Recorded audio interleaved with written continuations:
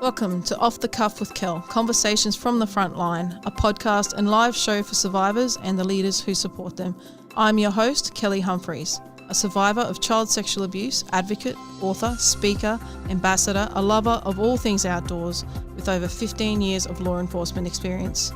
Please support me in my mission to break cycles of abuse and trauma. You can help by donating to my Patreon account at patreon.com/Kelly Humphries.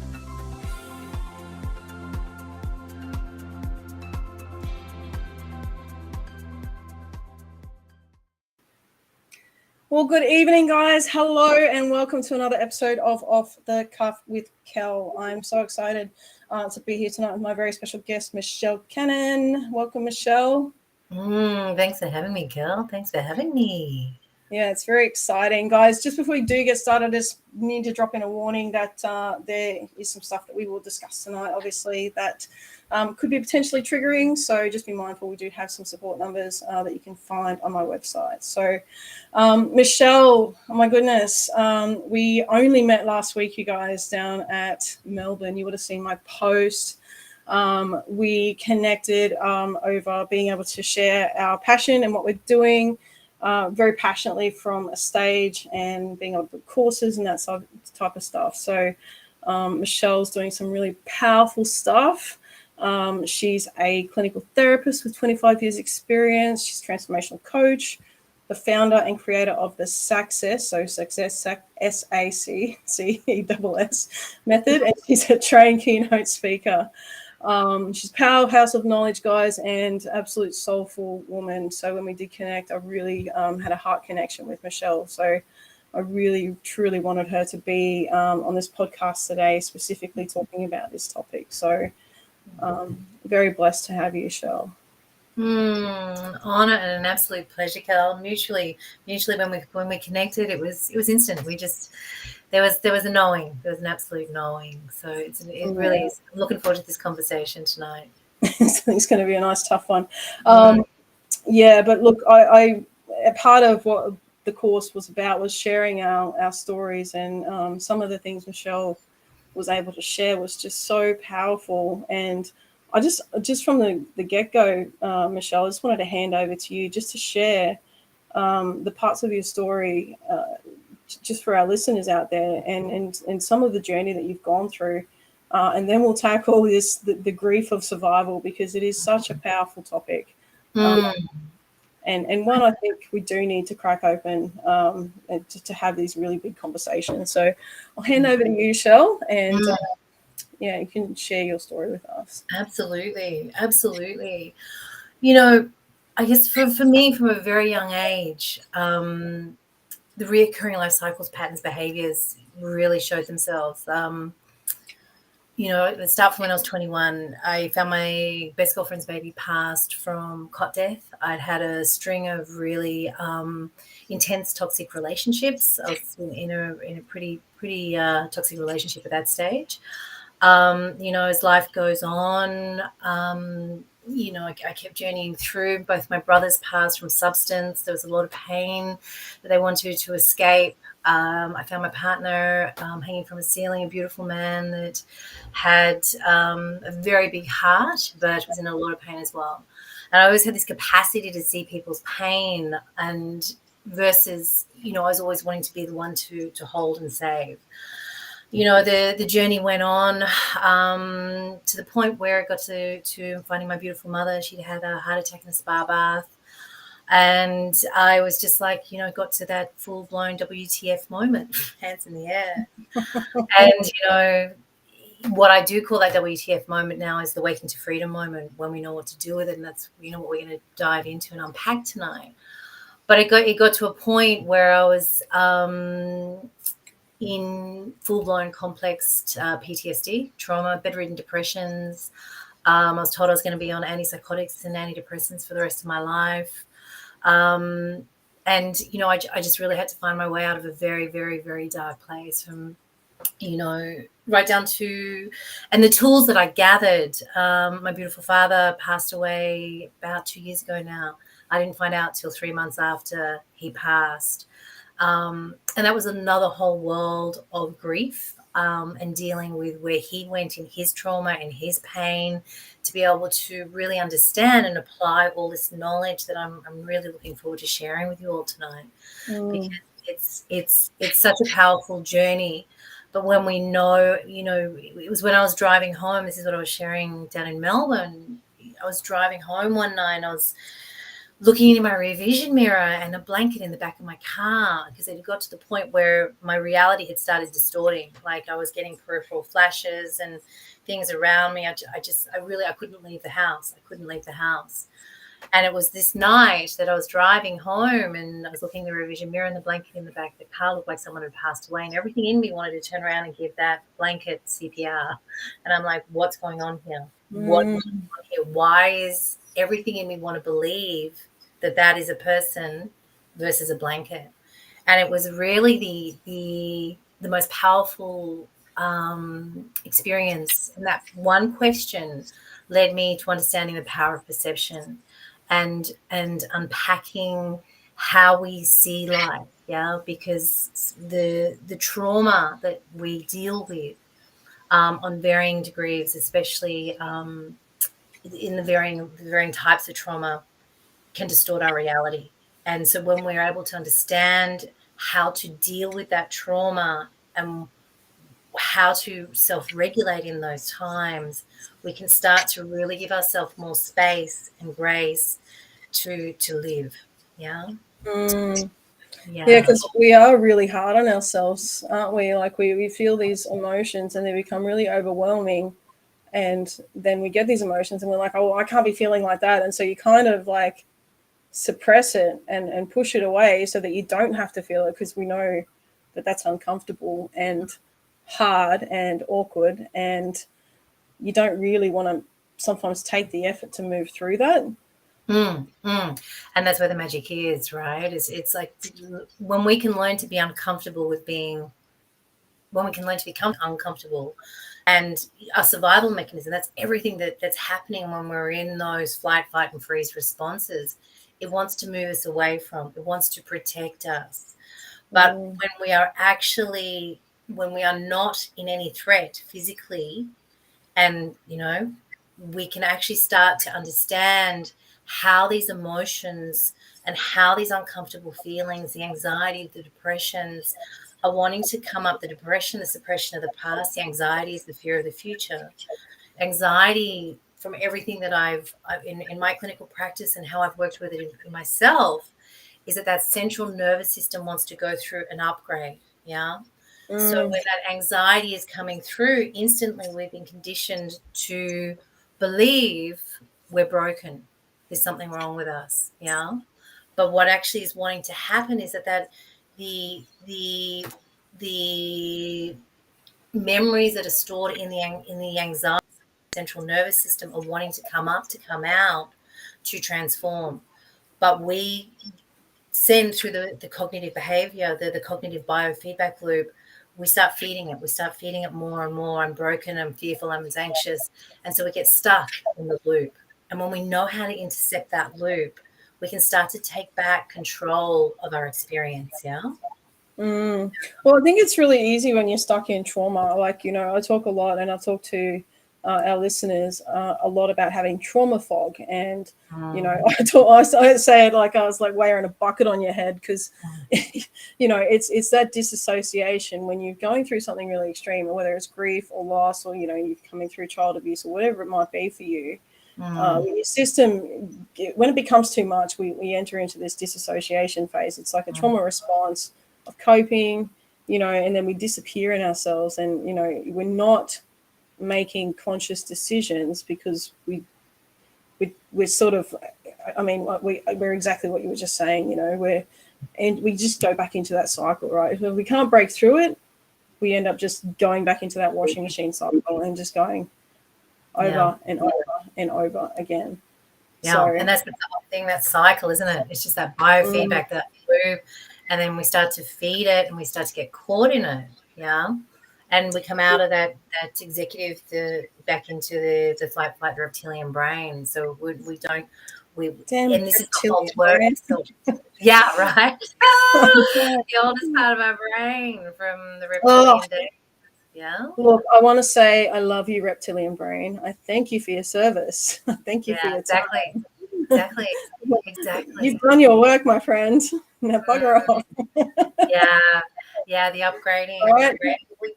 We are moving through that. We are, as a species, I really believe we're starting to the incredible neuroscience and all that's being shared in to really support and get this understanding.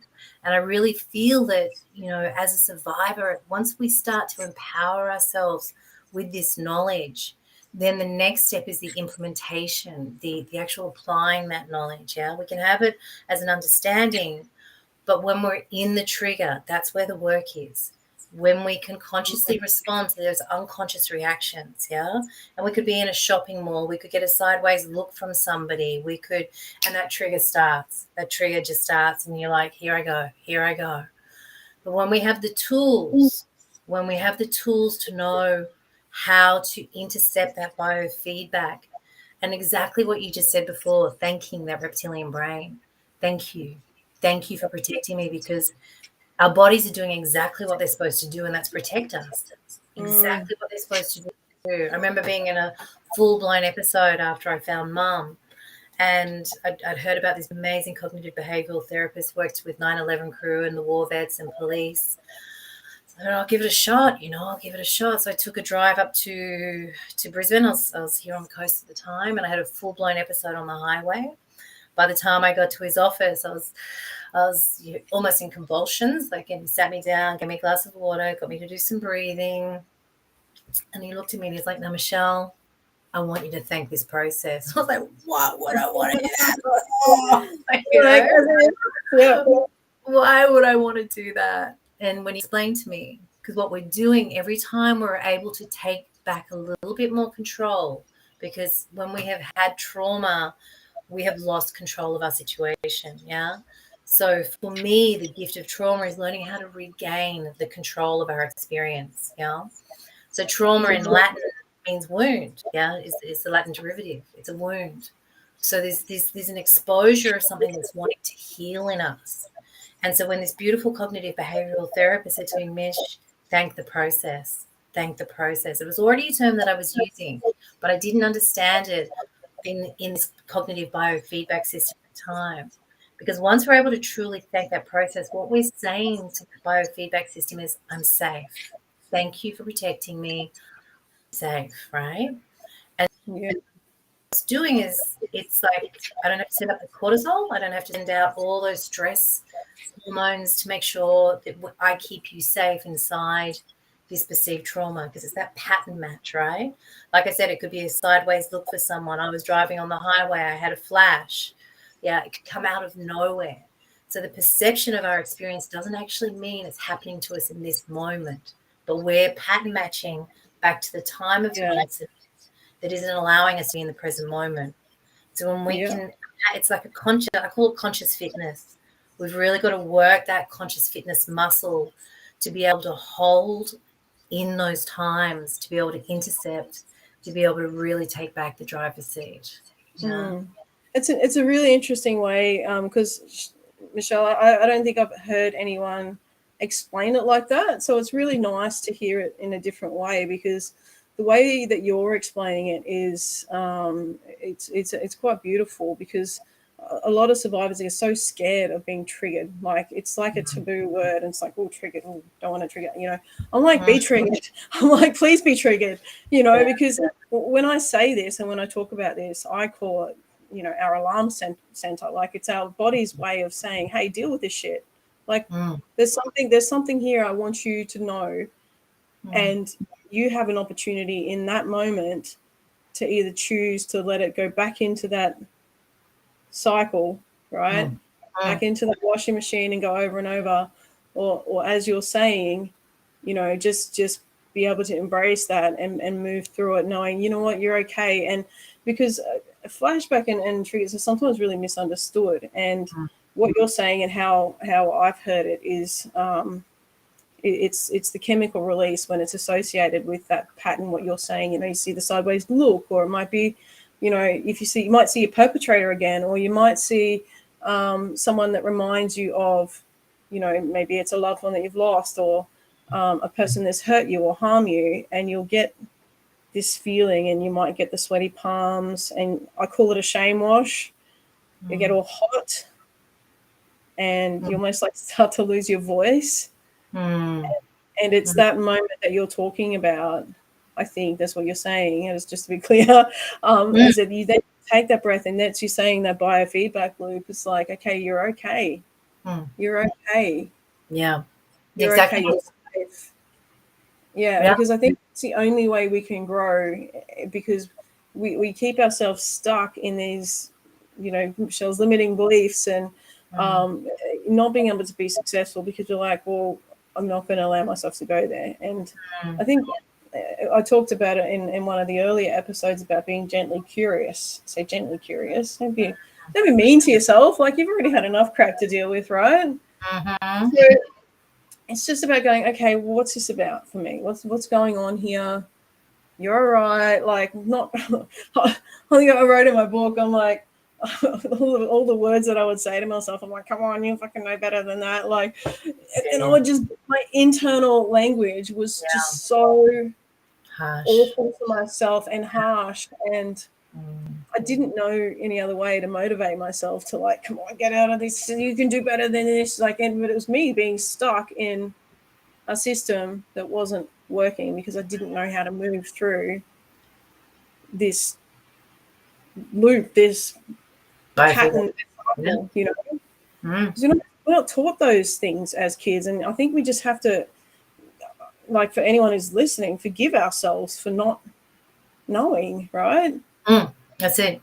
Well, that's just it. And this is why I so, like yourself, want to get this education to the schools, into these organizations where people need it the most, where people need it the most, because we need it.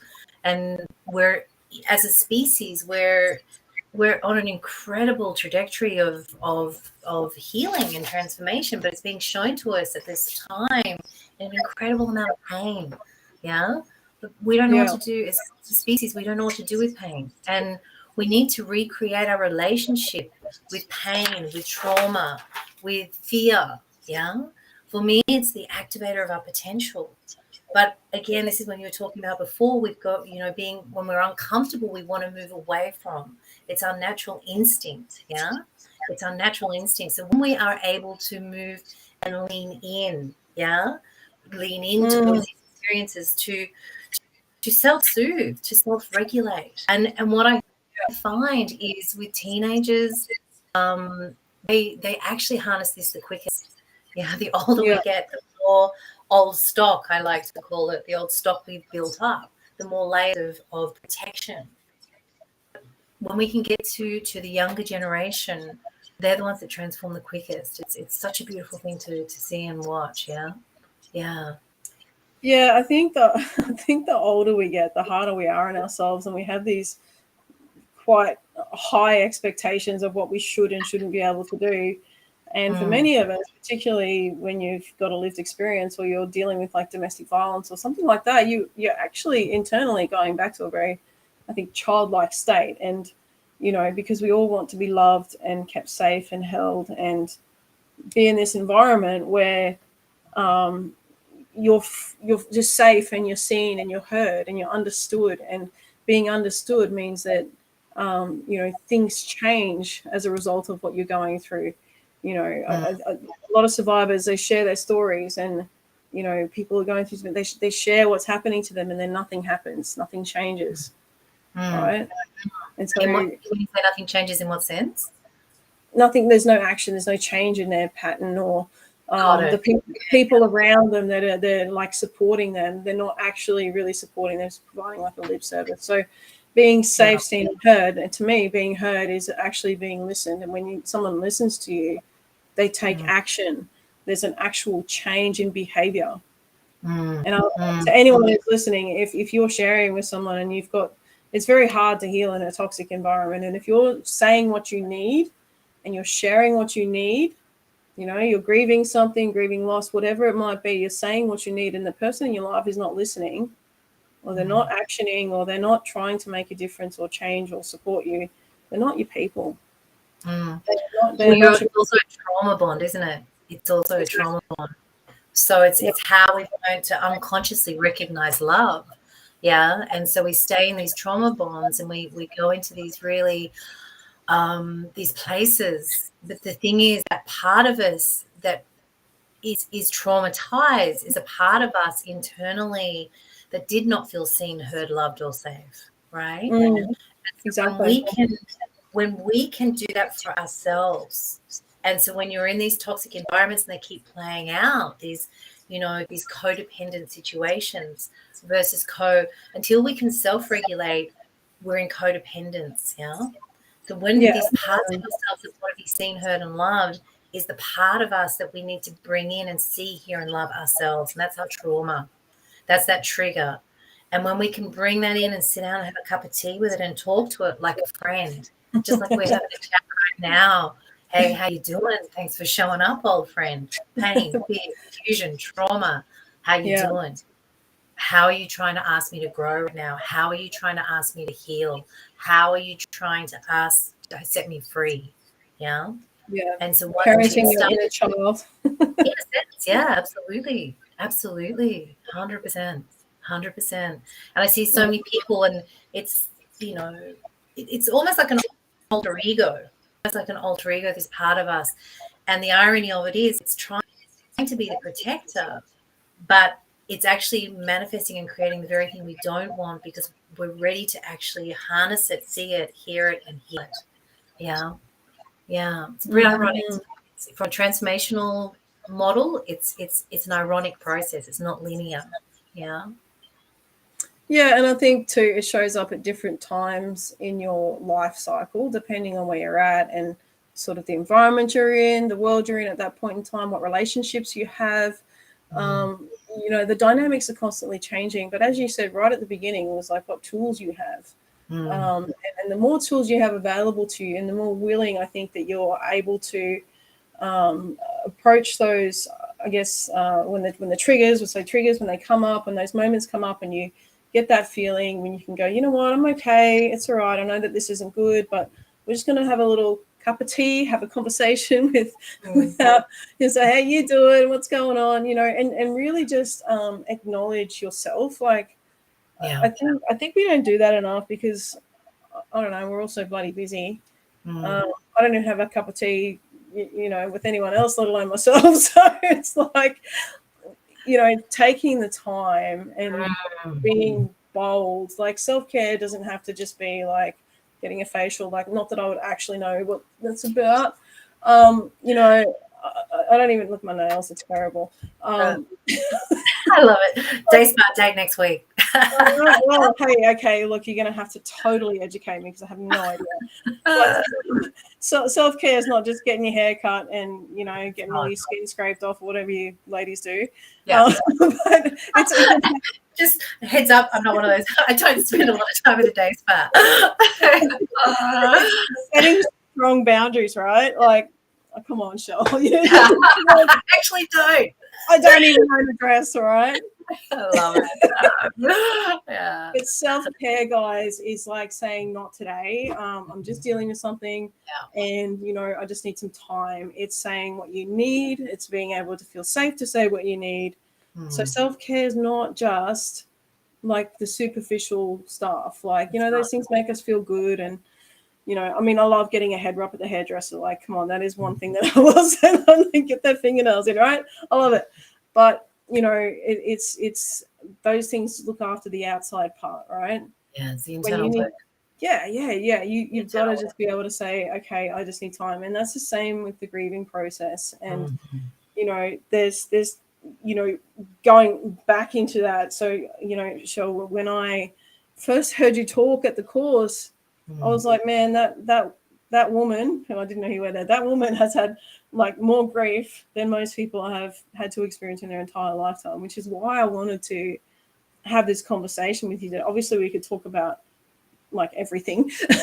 But like, but moving through that process and every single, because like there's so many parts of us that we grieve having gone through child sexual abuse, right? And as a survivor myself, like, I guess I don't think of that as grief, right? Mm-hmm. But I'm thinking about all the stuff that you're sharing tonight, and the triggers, and like moving through those things, and it's such a powerful perception, that you're sharing with us. And I think it's a beautiful way to look at those moments when we think we've lost something, but actually we just hold on to what we've lost, and we forget to think about actually what we can gain by moving through, right? By moving through and just being, you know what, I love you, you're beautiful, you've had to work really hard to get here, I'm proud of you, and just being able to say, you're okay,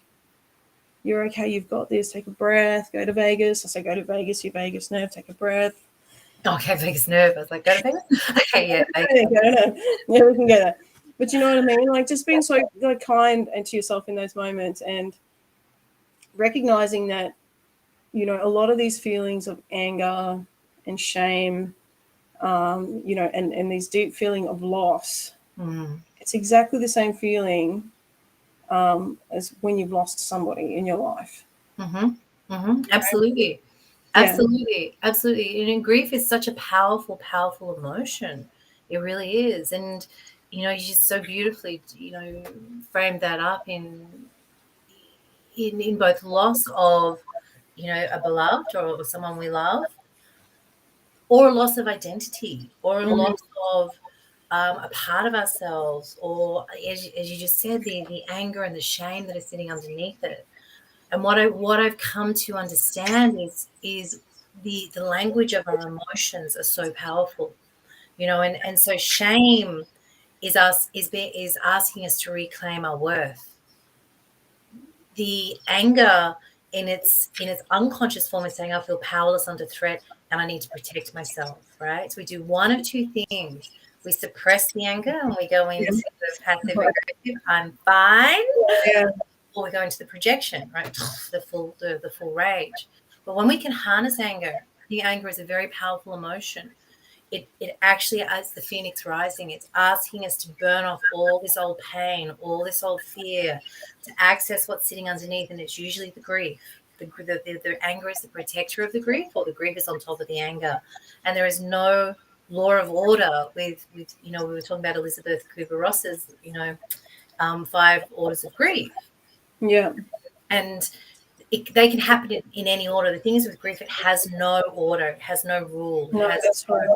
It can just happen at any time. Again, just like someone giving a sideways look, you could see someone who reminds you of something, or a part of yourself that you feel lost as the potential of pattern matching to a perpetrator through that perception. But whatever that trigger is, whatever that emotion is, we haven't been taught how to translate it, especially in its negative form, especially in its painful form. And that, I feel, is what I contribute, is helping people to lean in and be with this part of themselves, to understand. And so when that grief kicks in, sometimes grief is also deeply linked to guilt. Yeah. So guilt can be deeply linked, and guilt in its unconscious form is saying, I've taken on an external limiting belief as my own. So what you're asking us to do is reclaim the power. Guilt in its conscious form is saying, reclaim you. I know that's a really convoluted explanation until you experience it. But guilt, when we can, the shame is saying reclaim your worth. Anger is saying burn off the old and reclaim your power. The guilt is saying choose you. It's time to choose you. Yeah. And these are all the underlying currents of grief, as asking us to let go, to allow that new, to allow that change to occur. But sometimes we hold on to the known pain because it's safe. It's actually protecting what we know. Yeah. What we know. And to move towards that unknown is where we start to hit all those flight, and freeze responses. Yeah. Because it's like, yeah. But that change is so powerful. It's so powerful. And we don't understand change, in my opinion. We fear it because, to me, we're coming home to the unchanging, unwavering part of who we truly are. Yeah, the only 2 fears we came into this world with was the fear of loud noises and heights. Boom, that's our natural instinct. The rest is learned. The rest is learned. Yeah. And so we're coming home to the unwavering, unchanging part of who we are. But what we're letting go of is all the fear and the protection mechanisms. That's what's changing. That's what we're letting go of. And so when we're the only species that really holds on in that way, if you look at every other species, and I don't want to get too far into the meta consciousness, but an animal just allows itself to be an animal. If it goes into flight, fight, freeze, and again, I don't want to go too far down this path because I know there's a lot of research with dogs and animals in this way. But what I'm trying to say here is we are a very, very powerful species. And when we have the consciousness to know how to harness our experience without making it right or wrong, good or bad, and polarizing our experience, yeah, good, bad, negative, positive, to be able to be with what is, to be able to be with what is right here, right now, so we can consciously respond to it. Every experience is of equal value. Yeah. And when I went through my darkest of darkest times, my mantra was the bigger the hit, the bigger the gift, Mish. The bigger the hit, the bigger the gift. And I just kept sitting with that until I could find the gift, until I could find the gift in some deep, dark pain. And there were some corridors I didn't think I was going to come out of. There were some really dark, dark corridors that I could not see any light or any door for a very long time, for a very, very long time. Which is why I went and studied every modality, which is why I went in, because I would get insight and understanding from different modalities. But I wasn't getting the full transformation. So I'd get space and understanding, but boom, there was the cycle again. Another toxic, abusive relationship, another, finding someone else dead or someone passing away. Another, I had a lot of stalkers and you name it. It just kept appearing. And it didn't matter what I did, there it was again, until the point that my trigger was so bad, I'd have to man drag myself to get out the door. Like I literally would have to man drag myself to get down the road to get some food, to come back to my doona, which is my doona was my safe place. That's where I spent 3 months at the time. What made you take the step through that? Like, what was the final key to unlocking you to fully transform out of that? To the Michelle I know today, to the one that was stuck in that little big dark cavernous gorge, wherever. What was that thing that you went, I've got this, I understand now, click? It was a choice that I wasn't going to be stuck there. I just knew there had to be more. I knew there had to be more to this human experience. There had to be an answer. And the last words my mother said to me, ironically, was I was having a hell of a week. Long story short, I was having a really big week and sort of came to see Mum, hands in head, going, what are you going to do to cut a break on this planet, right? And in a pink curlers and dressing gown, a pink dressing gown and a curler, she turned around, she looked at me and went, Shelley, there's always an answer. And they were the last words I said from her. Next time I saw her, she'd had a heart attack in the spa bag. Those words stayed with me. There's always an answer. There's always an answer. And I just kept going until I found it, which is why I created the process that I've done, the SAccess method, to take all these pieces. What I've come to understand is that we can't compartmentalize therapy anymore. It's got to be an integrated model. And what I've come to understand is the trilogy of transformation: cognitive, neural, and energetic. And when we pull these three systems together, we have a complete transformation. Yeah. But when we compartmentalize them, we get insight and understanding, but we don't get the transformation.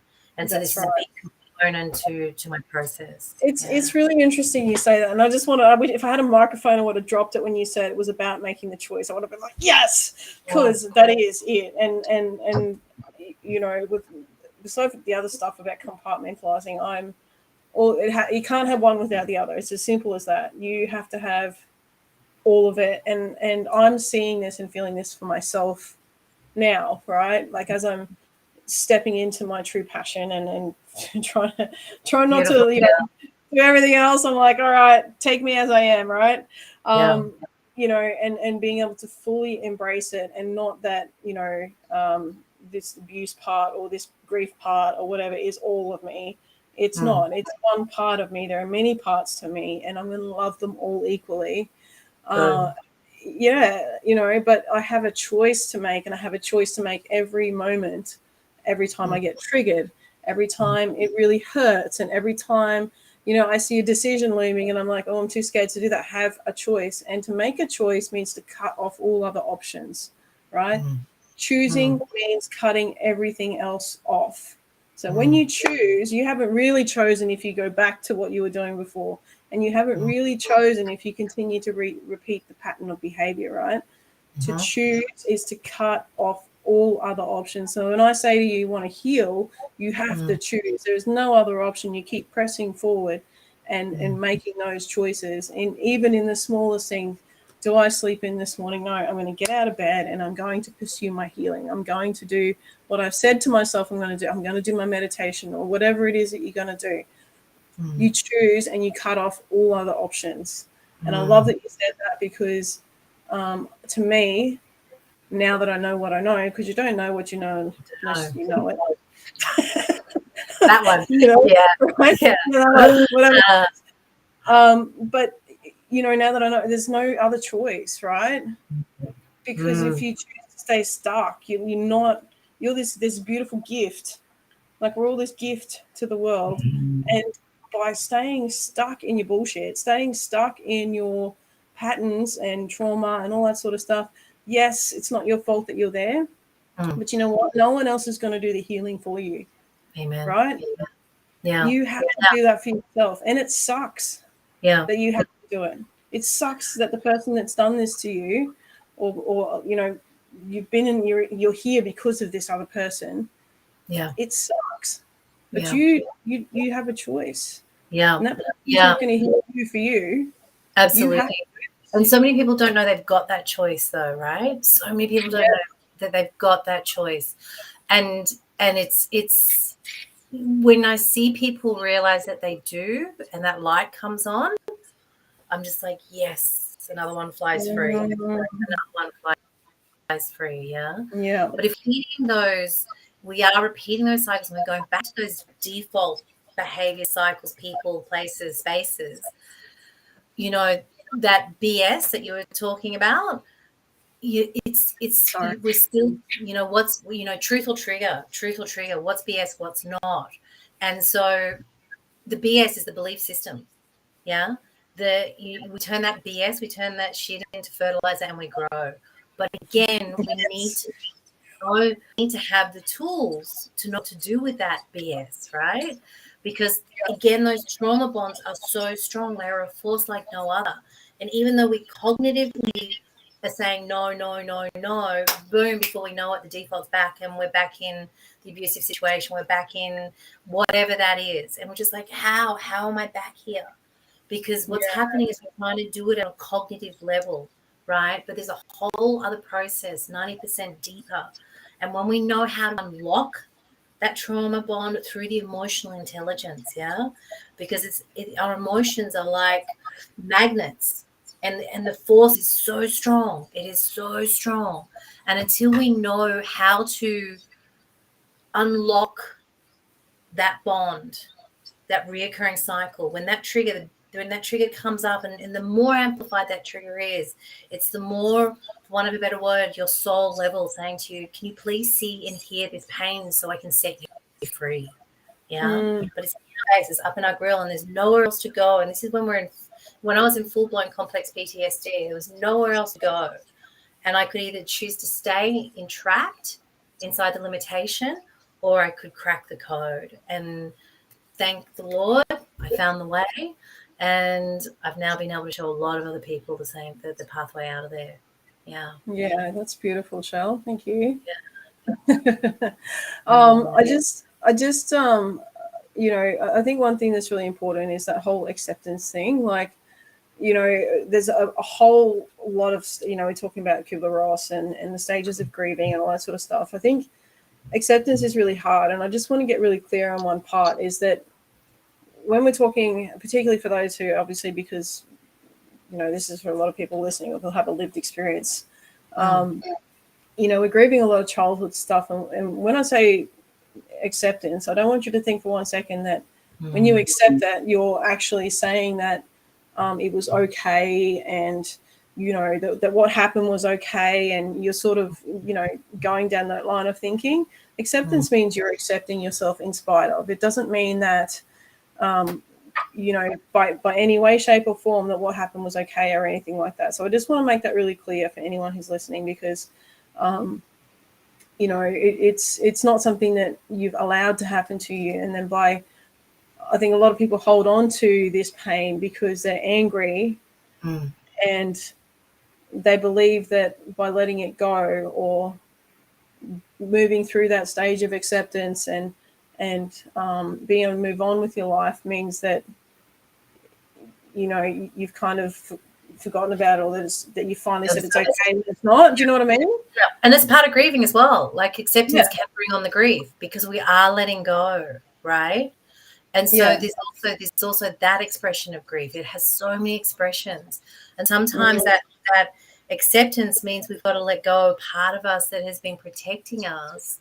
But as you beautifully differentiated, it does not mean to say you're accepting, that is okay, or I don't need to say that again. But acceptance is such a it's a huge differentiation and such a powerful place to sit in, and it's really associated, I don't know, to the root chakra, about the acceptance of being grounded and present and in your empowerment, because that's the base chakra, right?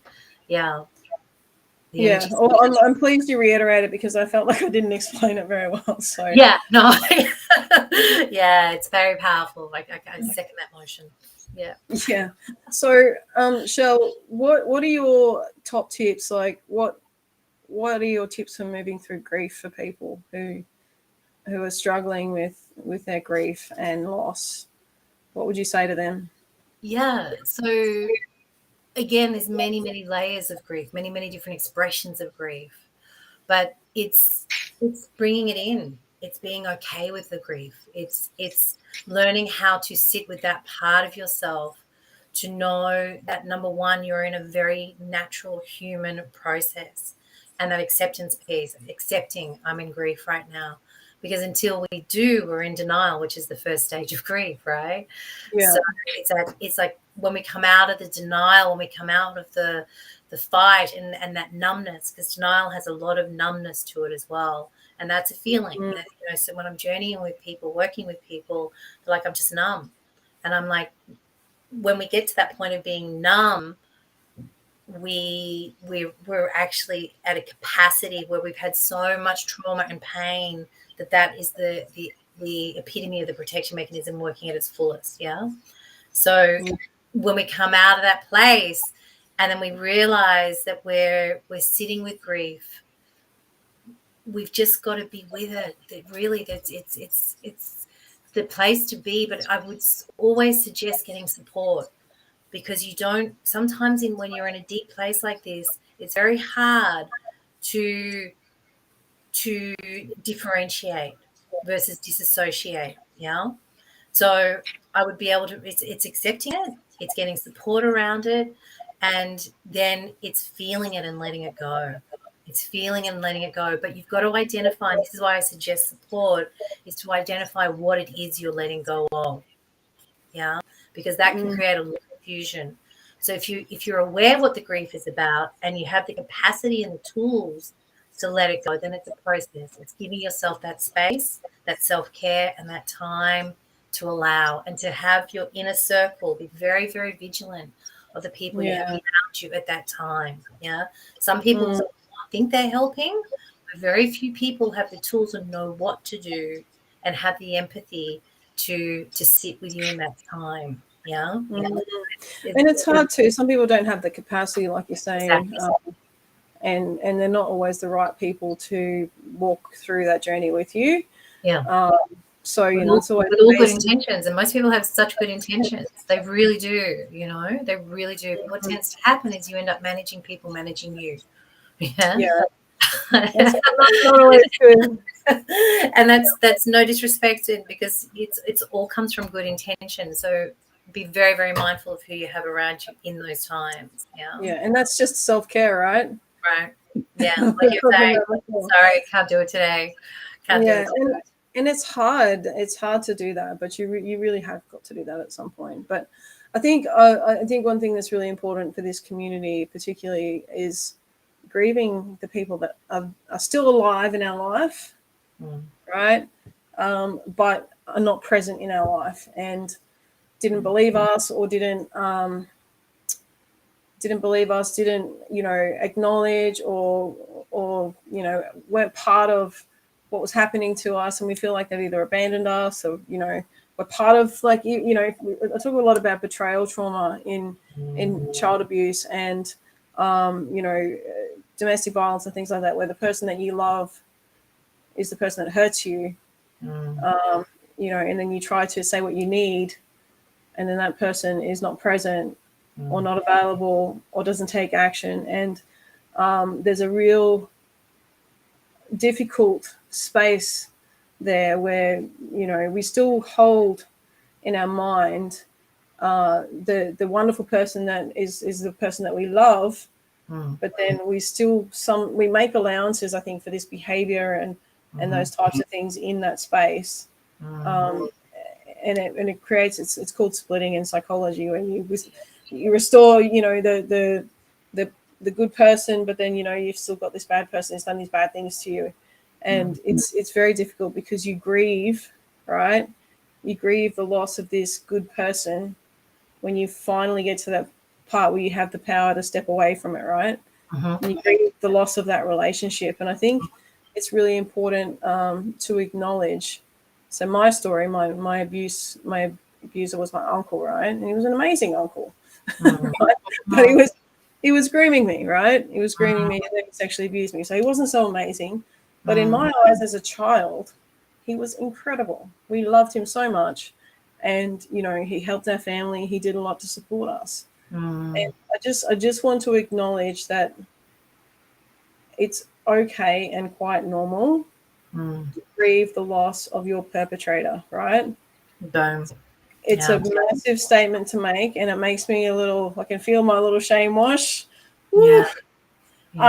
But I had to say that on this episode, because I just want people to acknowledge that it's hard. You don't have to beat yourself up for that for a start. But you have to understand that there's two parts. There's all different parts to a person.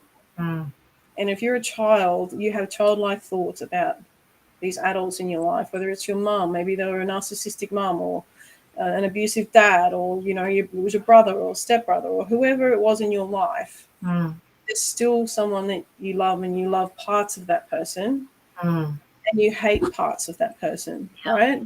Yeah.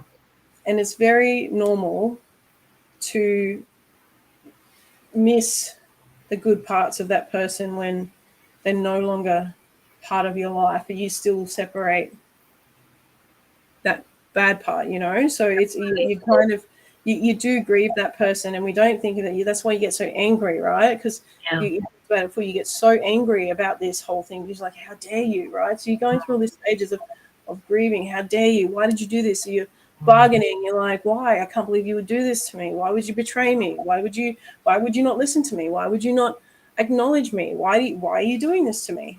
And you go through this process, but you think, then you do this to yourself. You're like, how can you care for this person, right? How can you feel this way about this person? It's a big thing, and I've never actually spoken out loud, so I feel really strange right now.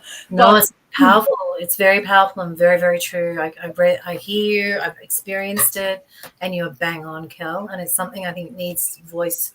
So yeah, very powerful. Well done, sweetheart. Yeah, absolutely.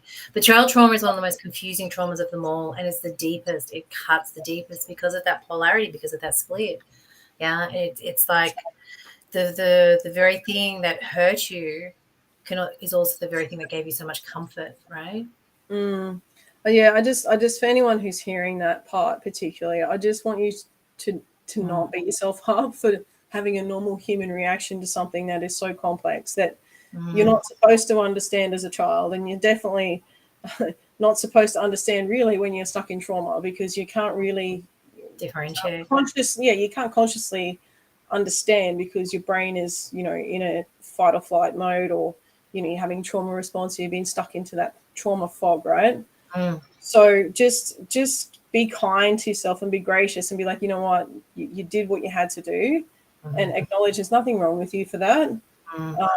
And, you know, just give some comfort to yourself knowing that you're actually really brave having to go through and have all these confusing, conflicting emotions around this. It's totally normal. And that's why we have Off the Cuff with Kel, why we're having these big conversations, because this stuff needs to get out. Like, it does.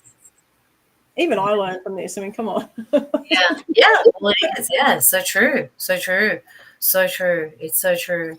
Yeah, no, I can't agree with you more. There's nothing really I can add to that.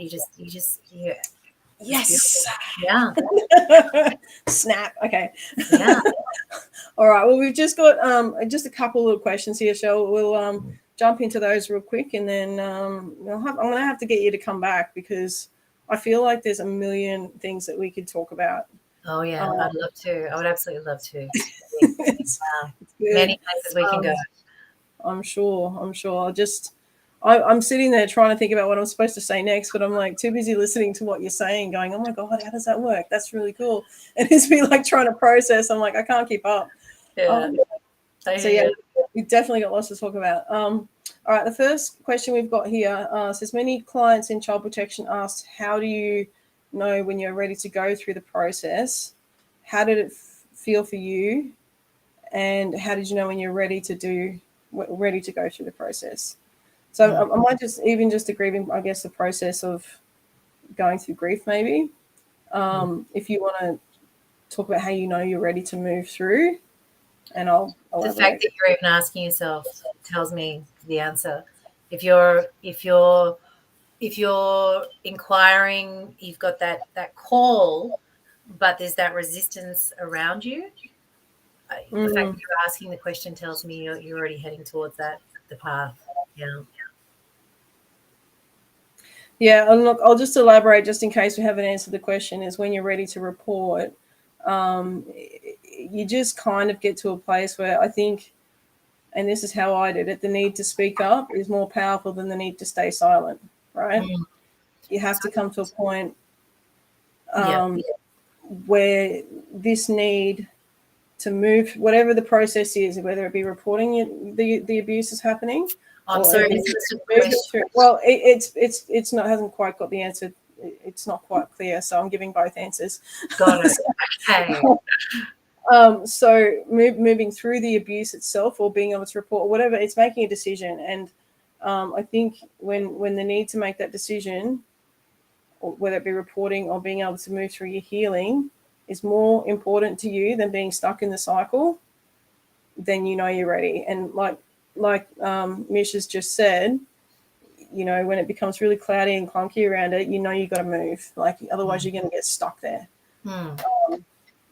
So it's a big thing. And I know for me, healing for me has been a lifelong journey, right?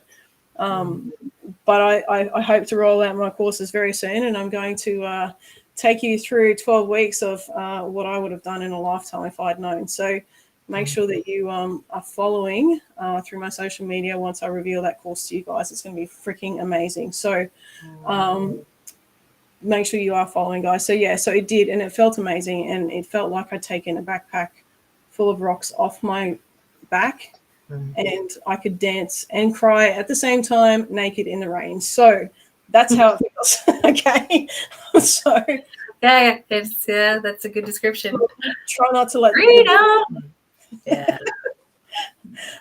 Yeah, so that's, hopefully that answers that. But the other part I think we've covered off a little bit is, and it's a long question, but I'll see if I can pop it up on the screen.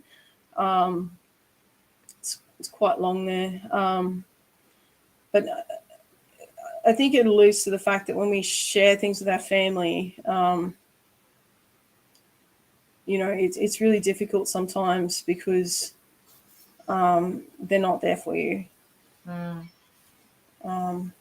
makes it really hard. It won't show up the whole question, but excuse me. So not getting supported by family when you manage to disclose. But how do you overcome the fear that you've carried with you from a very young age? Michelle, I'll hand over to you for a sec. Yeah, again, it's getting the support. It really is. It's getting the support to harness, to be able to recreate that relationship to the fear. Yeah, especially when the family unit have really gone into that denial process. Yeah, it's crucial that you find someone that you feel safe with, that you can be held with, and that can really start to help you. You know, that haze, that trauma haze that Kel's been talking about. It's very hard when you're in the full flight of it to be able to unpack it by yourself. Yeah. So my suggestion is to really find the person that can hold you, support you, and start to help you unpack these layers for you to be able to differentiate, to come in, to know what the truth is for you, your truth. Yeah. To be able to trust in that truth. And then you're going to start to really find your strength. Yeah. You're going to really start to find your strength. Yeah, I think fear is such a massive emotion because it just prevents us from growing in so many areas of our life. And we mentioned earlier in this episode about the trigger moment, and fear does that, right? We get to this point, and you'll notice that things will start to happen. You'll go through a cycle. It'll be a pattern of behavior that you specifically have for you. So let's just say it's about a job promotion, right? Let's just say that there's an opportunity in your workplace to get a promotion. So you get the email and you're there and you start typing, but you're thinking, oh my God, I can't really do this. And so you'll start doing stuff like maybe you don't quite write the email properly, knowing that that's actually not going to get you the job, right? So you will sabotage your ability to get that job because you're giving in, you're feeling that trigger start to happen. You're like, I don't deserve this. I don't think I should be doing this. And so you'll do something to stop yourself from getting that opportunity, right? So that fear is inhibiting every part of your life. And so when you notice that, and it might not be an email, it might be a conversation with someone that you find challenging to talk to, right? You'll have a specific set of behaviors that you do when you're afraid. And you have to become aware of those behaviors and conscious of those behaviors, and people in your life who you will listen to and say, you're doing that thing again. You take that moment, you feel it, like it might be that you start getting sweaty palms or start yelling at the kids or whatever it might be, right? And you take a deep breath, you get curious about it, and you have to move through so that you're growing in those moments and you're not putting yourself back into that limiting belief, right? But again, it's having a go towards, right? So it's knowing when those default behaviors in Mish language come up, what your choice is. You've got to have a choice to go towards. So you can identify them, but where do we go towards? What is our choice? What is the alternative to that behavior? And again, recreating that relationship with fear, understanding, okay, how is this fear showing up right now to set me free? Fear to freedom, right? The fear wants to it's an activator of your potential. It's an activator of your growth. So it's recreating that relationship to the fear. Yeah. It takes work. But when you get there, it's a fast track. You fast track your way through it. I think one good question for anyone out there who does this, because I do. I mean, I'm on long service leave and I'm trying to do a lot at this time, but I'm like, oh, I don't know if I'm ready for this. Because there's a lot of these fears popping up for me going, I don't think I can do this, blah, blah, blah, blah, blah. So the question I keep asking myself is this a real fear? Is this just my past or my self-limiting belief, or is this a fear that is it real? Is it a real thing? If it's not real, I'll give it a move on direction, right? Yeah. So you just have to give yourself the time. You deserve that time. Give yourself the time and really get curious, dig deep, and, allow yourself. You deserve that. You deserve that opportunity. Allow yourself to heal. So it's a massive thing, pushing through your fear, because you just don't know what's on the other side. But, when you learn to grow through that, then it can only get better, right? And small steps too. You know, small steps reinforce trust, reinforce that you can. You know, sometimes, initially small steps continuously. And I love that, you know, it's what I always say, eyes of curiosity versus eyes of persecution. Yeah. Yeah, that's beautiful. Eyes of curiosity. Yeah, good. Yeah, love it. All right. Well, Mish, it's been amazing. We are at the end of our episode already. We could have talked all night. I'm like about to lose my voice. Excuse me. So, guys, I just want to quickly thank you all for tuning in to Off the Cuff with Kel. Thank you, Michelle, for joining us tonight. A wonderful, very powerful conversation with you, which I'm sure we're going to have more. So this is very exciting. Look forward to it. Yeah. And for those of you out there listening, if you do enjoy this content, please make sure you subscribe to my Patreon account. I need your support to keep this going. So if you like this content, I'm offering Q&As, deep dives into content, all that sort of stuff, guys, so you can be part of the community. So please do that. Join us, be part of it. And guys, thank you again so much for being part of this with us. And to the team at the back there helping out to make sure the live shows run. So yeah, thank you guys so much. All right. See you next time. Thanks for having me. Thanks, Michelle. Bye.